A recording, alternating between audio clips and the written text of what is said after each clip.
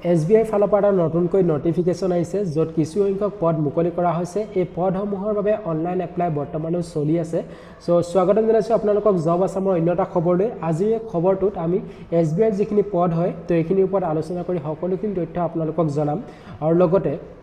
মই প্ৰথমেই জনাই দিব বিচাৰিছো যে আজিৰ যোনটো খবৰ হয় এই খবৰটোত কেৱল মাত্ৰ গ্ৰেজুৱেট পাৰ্টিসকলৰ বাবেহে হয় অৰ্থাৎ যিসকলে স্নাতক ডিগ্ৰী উত্তীৰ্ণ কৰিছে যিসকলে গ্ৰেজুৱেচন কৰিছে তেওঁ তেখেতসকলৰ বাবেহে এইখিনি এপ্লিকেবল হয় এই যিখিনি পদ SBI ফালৰ পৰা মুকলি কৰা হৈছে তো যিসকলে স্নাতক ডিগ্ৰী উত্তীৰ্ণ কৰা নাই বা যিসকলে গ্ৰেজুৱেচন কৰা নাই তো তেখেতসকলে যাতে সময় নষ্ট নকৰে এই ভিডিঅ'টোৰ চাই কেনে তো মই হেতু পুনৰবাৰ আপোনালোকক প্ৰথমতে মই জনাই দিছো সো যিসকলে স্নাতক ডিগ্ৰী উত্তীৰ্ণ কৰিছে বা গ্ৰেজুৱেচন কৰিছে তো তেখেতসকলে ভিডিঅ'টো সম্পূৰ্ণকৈ চাব কিয়নো ইয়াত যিকেইটা পদ মুকলি কৰা হৈছে প্ৰত্যেকটো পদৰ বাবে বেলেগ বেলেগ ধৰণৰ অৰ্হতা বা যোগ্যতা বিচৰা হৈছে সো আপুনি যোনটোৰ বাবে যোগ্য হয় বা আপুনি যোনটোৰ বাবে এপ্লিকেবল হয় তো সেইখিনি আপোনালোকে জানিবৰ বাবে আপুনি ভিডিঅ'টো সম্পূৰ্ণকৈ চাব লাগিব প্ৰত্যেকটো পদ আপোনালোকে চাব লাগিব তো ইয়াৰ পিছত আপুনি যোনটোৰ বাবে এপ্লিকেবল হয় বা ইচ্ছুক হয় বা যোগ্য হয় তো হেতু পদৰ বাবে আপোনালোকে এপ্লাই কৰি দিব তো গোটেই তথ্যখিনি আপোনালোকে ইয়াতে পাই যাব অনলাইন এপ্লাই কৰাৰ প্ৰক্ৰিয়া বা কেনেদৰে আপোনালোকে এপ্লাই কৰিব লাগিব কি কোড এপ্লাই কৰিব লাগিব বা এপ্লাই কৰাৰ লিংক আপোনালোকৰ সুবিধাতে মই আপোনালোকক দি দিম আৰু লগতে অফিচিয়েলি যোনখন জাননী প্ৰকাশ কৰিছে বা নটিফিকেশন আহিছে তো তাৰো লিংক মই আপোনালোকৰ সুবিধাতে দি দিম আপোনালোকে নিজেও এবাৰ চাই ল'ব পাৰিব তো গোটেই তথ্যখিনি আপোনালোকে জনাটো অতি প্ৰয়োজনীয় হয় যদি আপুনি গ্ৰেজুৱেচন কৰিছে তো দেৰি নকৰি কিনে আহক আজি খবৰটোলৈ আহিছো যোনটো মই আপোনালোকক অলৰেডি জনাইছো যে ষ্টেট বেংক অফ ইণ্ডিয়া অৰ্থাৎ SBI ফালৰ পৰা মুকলি কৰা হৈছে SOৰ পদ অৰ্থাৎ স্পেশালিষ্ট অফিচাৰ পদ মুকলি কৰা হৈছে ইয়াত সৰ্বমুঠ ভেকেন্সি আছে 996 টা 996 টাকৈ পদ মুকলি কৰা হৈছে আৰু এই পদসমূহৰ বাবে অনলাইন যোগে আপোনালোকে এপ্লাই কৰিব লাগিব এপ্লিকেশন মোডটো হৈছে অনলাইন তাৰ লগতে এটা অতি গুৰুত্বপূৰ্ণ কথা জব টাইপটো হৈছে কন্ট্ৰাকচুৱেল তো কন্ট্ৰাকচুৱেল জব হয় হেতু আপোনালোকে মন কৰিব তো এতিয়া আমি দেৰি নকৰি কিনে প্ৰথমতে প্ৰত্যেকটো পদ আমি এটা এটা কৈ চাই লোৱা হওক কোনটো বাবে কি কি অৰ্হতা লাগিব বা কি কি যোগ্যতা লাগিব বা কি কি অভিজ্ঞতা লাগিব তো সেইখিনি আমি চাই লওঁ ইয়াৰ পিছতে আমি অনলাইন এপ্লাই কৰাৰ প্ৰক্ৰিয়াটো বা অনলাইন এপ্লাই কৰাৰ যিখিনি কথা বা তথ্য আছে তো সেইখিনি মই আপোনালোকক জনাম সো প্ৰথমটো পদ আহিছে VP Wealth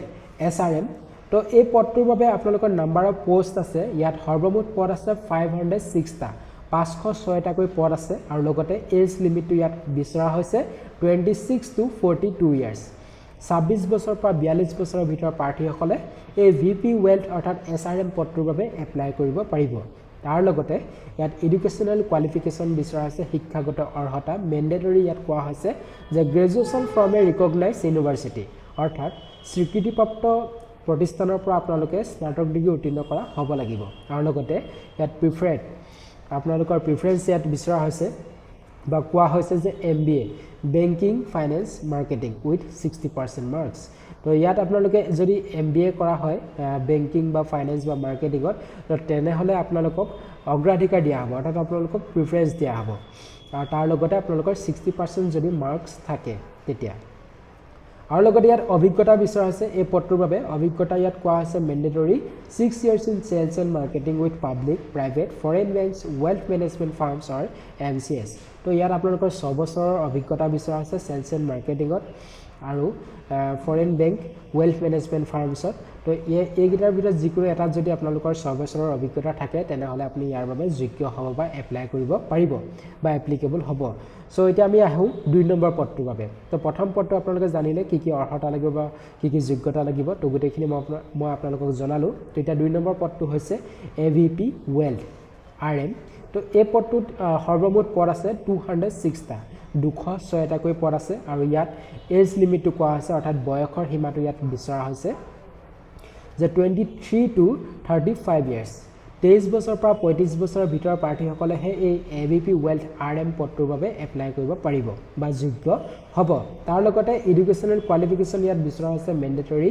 গ্ৰেজুৱেচন যেটো মই আপোনালোকক অলৰেডি জনাইছো যে এই পদসমূহ কেৱল মাত্ৰ স্নাতক ডিগ্ৰী উত্তীৰ্ণ কৰা সকলৰ বাবেহে হয় বা গ্ৰেজুৱেচন কৰা সকলৰ বাবেহে হয় তো ইয়াতো আপোনালোকৰ গ্ৰেজুৱেচন লাগিব আৰু লগতে ইয়াত প্ৰিফাৰ্ড ইয়াত কোৱা হৈছে যে post graduation in finance banking and marketing তো যদি আপোনালোকে গ্ৰেজুৱেশ্যন কৰে ফাইনেন্সত বা মাৰ্কেটিঙত বা বেংকিঙত তেনেহ'লে আপোনালোকে সৰি পোষ্ট গ্ৰেজুৱেশ্যন কৰে আপোনালোকে যদি ফাইনেন্সত বা মাৰ্কেটিঙত বা বেংকিঙত তেনেহ'লে আপোনালোকে অগ্ৰাধিকাৰ পাব বা আপোনালোকে প্ৰিফাৰেঞ্চ পাব তো তাৰ লগতে ইয়াত আপোনালোকৰ এক্সপিৰিয়েঞ্চ অভিজ্ঞতাটো বিচৰা হৈছে মেণ্ডেটৰী ইয়াত বিচৰা হৈছে যে 3 বছৰ আপোনালোকৰ সেলছ এণ্ড মাৰ্কেটিঙত আপোনালোকৰ অভিজ্ঞতা থাকিবই লাগিব তো হেতু আপোনালোকৰ মেণ্ডেটৰী বুলি ইয়াত উল্লেখ কৰি দিয়া হৈছে সো এতিয়া হওক 3 নম্বৰ পদটোৰ বাবে 3 নম্বৰ পদটো হৈছে কাস্টমাৰ ৰিলেশনশ্বিপ এক্সিকিউটিভ তো এই পদটোত সৰ্বমুঠ পদ আছে 284 টা কাস্টমাৰ ৰিলেশনশ্বিপ এক্সিকিউটিভ পদ মুকলি কৰা হৈছে তো ইয়াৰ বাবে আপোনালোকৰ এজ লিমিটটো কোৱা হৈছে 20 to 35 ইয়াৰ্ছ 20 বছৰৰ পৰা 35 বছৰৰ পাৰ্টিসকলে এই পদটোৰ বাবে এপ্লাই কৰিব পাৰিব 20তকৈ তলত হলে নহব আৰু 35তকৈ ওপৰত হলে নহব আৰু লগতে ইয়াত আপোনালোকৰ এডুকেশ্যনেল কোৱালিফিকেশ্যন কোৱা আছে গ্ৰেজুৱেশ্যন অনলি আপোনালোকে গ্ৰেজুৱেশ্যন কৰা হলেই হ'ব ইয়াত কোনো ধৰণৰ উল্লেখ কৰি দিয়া নাই নিৰ্দিষ্ট বিষয়ত বা নিৰ্দিষ্ট শাখাত ইয়াত উল্লেখ কৰি দিয়া নাই গতিকে আপোনালোকে যিকোনো স্নাতক ডিগ্ৰী উত্তীৰ্ণ কৰা হলে আপুনি এই পদটোৰ বাবে এপ্লাই কৰিব পাৰিব আৰু লগতে ইয়াত কোনো ধৰণৰ আপোনালোকৰ এক্সপিৰিয়েঞ্চ বা অভিজ্ঞতাও আপোনালোকক বিচৰা হোৱা নাই গতিকে যদি আপুনি সিম্পল গ্ৰেজুৱেট হয় তেতিয়াও আপোনালোকে এই কাস্টমাৰ ৰিলেশনশ্বিপ এক্সিকিউটিভ পদটোৰ বাবে এপ্লাই কৰিব পাৰিব য'ত 284 টা পদ আছে আৰু লগতে 20 বছৰৰ পৰা 35 বছৰৰ ভিতৰত হ'ব লাগিব আপোনালোকৰ বয়স তো ইয়াৰ পিছতে আমি এতিয়া আহো এপ্লিকেশ্যন ফিজটো তো এই তিনটাই পদ আছিলে তিনটাত কোনটোত কিমানটাকৈ পদ আছে মই হেতু আপোনালোকক জনালো তো এতিয়া আপোনালোকে চাই লওক এপ্লিকেশ্যন ফিজটো ইয়াত এসসি এসটি আৰু পিডব্লিউডি সকলে কোনো ধৰণৰ এপ্লিকেশ্যন ফিজ বা আবেদন মাচুল দিব নালাগে তাৰ বাহিৰে জেনেৰেল ইডব্লিউএছ আৰু ওবিসি পাৰ্টি সকলে 750 কৈ অৰ্থাৎ 750 টকাকৈ এপ্লিকেশ্যন ফিজ দিব লাগিব তাৰ লগতে ইয়াত উল্লেখ কৰি দিয়া হৈছে পেমেন্ট মোডটো ইয়াত কোৱা হৈছে অনলাইন যোগে আপোনালোকে পেমেন্ট কৰিব লাগিব ডেবিট কাৰ্ড ক্ৰেডিট কাৰ্ড নাইবা আপোনালোকে নেট বেংকিং থ্ৰু দি আপোনালোকৰ এপ্লিকেশ্যন ফিজ যোনটো আছে হেতু আপোনালোকে পে কৰিব পাৰিব সো ইয়াৰ পিছতে হাউ টু এপ্লাই কেনেদৰে আপোনালোকে এপ্লাই কৰিব এপ্লাই কৰাৰ ক্ষেত্ৰত মই আপোনালোকক কৈছো যে অনলাইন যোগে আপোনালোকে এপ্লাই কৰিব লাগিব আৰু অনলাইন এপ্লাই কৰাৰ যোনটো ইয়াত ষ্টাৰ্টিং ডেটটো কোৱা হৈছে 2 নৱেম্বৰ 2025 2 নৱেম্বৰ নহয় 2 ডিসেম্বৰ 2 ডিসেম্বৰ 2025 পৰা এটো অনলাইন আবেদন প্ৰক্ৰিয়া ষ্টাৰ্ট হৈছে আৰু লগতে 23 ডিসেম্বৰ 2025 লৈকে সময়সীমা আছে অৰ্থাৎ লাষ্ট ডেট আছে 23 ডিসেম্বৰ অৰ্থাৎ 23 ডিসেম্বৰ 2025 লৈকে তো এইখিনি সময়ৰ ভিতৰতে আপোনালোকে এপ্লাই কৰিব পাৰিব 2 ডিসেম্বৰৰ পৰা 23 ডিসেম্বৰ অৰ্থাৎ 2 ডিসেম্বৰৰ পৰা 23 ডিসেম্বৰ লৈকে সময় আছে আৰু লগতে ইয়াত অনলাইন এপ্লাই কৰা যেটো লিংক তো সেই লিংকটো মই আপোনালোকক ডেসক্ৰিপচনত দি ৰাখিছো লিংকত আপোনালোকে ক্লিক কৰি কেনে আপোনালোকে ৰেজিষ্ট্ৰেচন কৰিব লাগিব তো হেখিনি আপোনালোকে কৰি লব তাৰ লিংক আপোনালোকৰ সুবিধাতে মই ডেসক্ৰিপচনত দি ৰাখিছো লিংকত ক্লিক কৰি আপোনালোকে এপ্লাই কৰি লব পাৰিব আৰু তাৰ উপৰি যদি আপোনালোকে যোনটো অফিচিয়েল নোটিফিকেশনখন আহিছে আপোনালোকে নিজে যদি এবাৰ চাব বিচাৰে অফিচিয়েলি যোনখন জাননী প্ৰকাশ কৰিছে তো হেখনৰ